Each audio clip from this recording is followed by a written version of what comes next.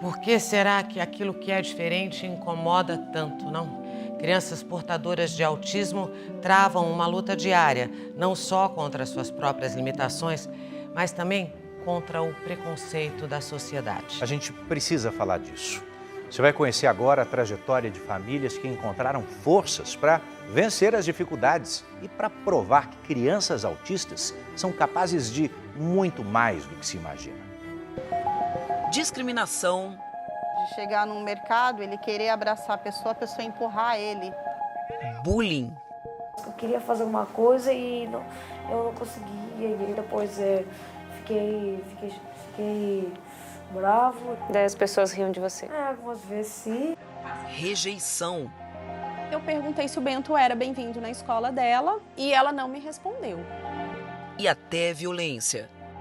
De falar que era birra, que eu teria que até bater para melhorar. Pessoas que possuem algum tipo de deficiência sofrem muito preconceito. E no caso do transtorno do espectro autista, conhecido popularmente como autismo, não é diferente. No começo do mês, em Goiânia, a consultora de recursos humanos, Juliana Medeiros, denunciou uma escola particular que se negou a continuar com a matrícula de seu filho, porque ele possui autismo. Era o primeiro dia de aula de Bento.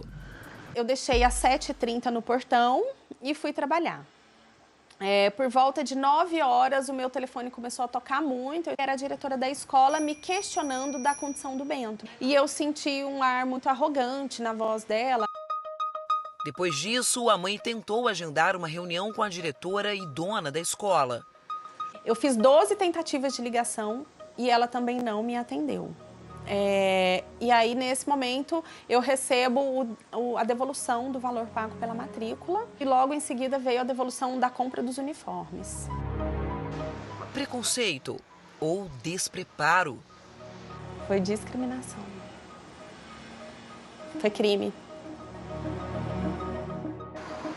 Depois de registrar boletim de ocorrência em uma delegacia especializada, Juliana encontrou uma escola que acolheu o filho. Nós somos as vozes dessas crianças, né? Os pais, os responsáveis. Então, se não somos nós quem vamos atrás dos direitos deles... A Organização Mundial da Saúde considera que 1% da população tenha autismo. São 70 milhões de pessoas. No Brasil, estima-se que 2 milhões de pessoas de diferentes idades estejam dentro do espectro autista. Só que a maior parte dos adultos autistas provavelmente nem foi diagnosticada. O autismo, ele interfere nas habilidades verbais, né, de comunicação da criança, nas habilidades sociais, de interação social e nas habilidades comportamentais. E eles possuem uma variedade de sintomas e várias intensidades. O autismo costuma ser dividido pelos especialistas nos níveis leve, moderado e severo. O diagnóstico é clínico e não existe uma causa fixa ou exames que detectem a condição. Quando eu principalmente, né, que eu dou um diagnóstico de autismo, eu sei que é um momento muito difícil para a família. De acordo com o professor Celso Goios, com doutorado na área, existem alguns sinais logo nos primeiros anos de vida que podem indicar se uma criança é autista. Ela vai começar a apresentar, por exemplo, falta de contato visual. Ela vai começar a apresentar movimentos estereotipados, repetitivos, né? E, fundamentalmente, ela vai apresentar um atraso no desenvolvimento da fala. Josiane e Gustavo Boccoli, que vivem em Israel, notaram alguns desses sinais logo que o pequeno Gabriel nasceu. Mas o diagnóstico demorou 4 anos. Deram todos os nomes para o Gabi, nunca deram autismo. E mesmo depois da confirmação, os desafios eram diários. Eu queria colocar ele dentro do carro, ele não entrava. Eu queria depois tirar ele de dentro do carro, ele não saía. Eu só lembro de mim no chão, porque eu vivia no chão. No chão tentando fazer ele levantar, no chão tentando fazer ele não se machucar. Naquela época, os médicos não davam muitas esperanças a Josiane. Falaram para mim, né? Ele não vai falar, ele não vai te abraçar, ele não vai... E eu falava, ele não vai casar? Então ele não vai ter vida? Ele vai ser dependente de mim pro resto da vida? Cristiane sabe bem o que é isso. Rafael, diagnosticado há 5 anos como autista, desde criança, apresentava um comportamento diferente. Era muito difícil, assim, ele se concentrar nas coisas, era muito difícil ele começar uma coisa e terminar, né? Ele tinha muito essa coisa de começar a fazer e não terminar, ele ficava sempre no meio do caminho ali. Quando recebeu a confirmação de que o filho era autista, ela lembra que perdeu o chão. Primeiro foi aquele choque, né? Porque a gente nunca está preparado para receber um diagnóstico assim, né? Uma coisa que assusta, porém não é um bicho de 7 cabeças, né? E como a Abades abraçou essa causa da gente, né? Foi nos orientando. A presidente da Abades, Associação Brasileira de Assistência e Desenvolvimento Social, Rose Amorim, reforça a importância da perseverança quando a família recebe o diagnóstico do autismo ou de qualquer outro transtorno. Essa família precisa acreditar que ela não está sozinha, então ela precisa ser perseverante. Ela precisa perseverar quando ela tem um diagnóstico, acreditar nessa criança. A Abades, antiga Sociedade Pestalozzi, instituição sem fins lucrativos que atende pessoas com deficiência intelectual e autismo há 69 anos, tem desempenhado o papel primordial para a redução de riscos e da vulnerabilidade social de crianças, adolescentes e adultos. Essa criança, mesmo com deficiência, ela tem muitas potencialidades e aqui ela é levada a exercitar isso. Essa família é empoderada também da sua condição, que ela pode, né, que ela deve acreditar na sua criança. A informação vence o preconceito. Preconceito que Lucineide sentiu bem de perto. A filha Paloma é autista e também chegou a ser discriminada na escola.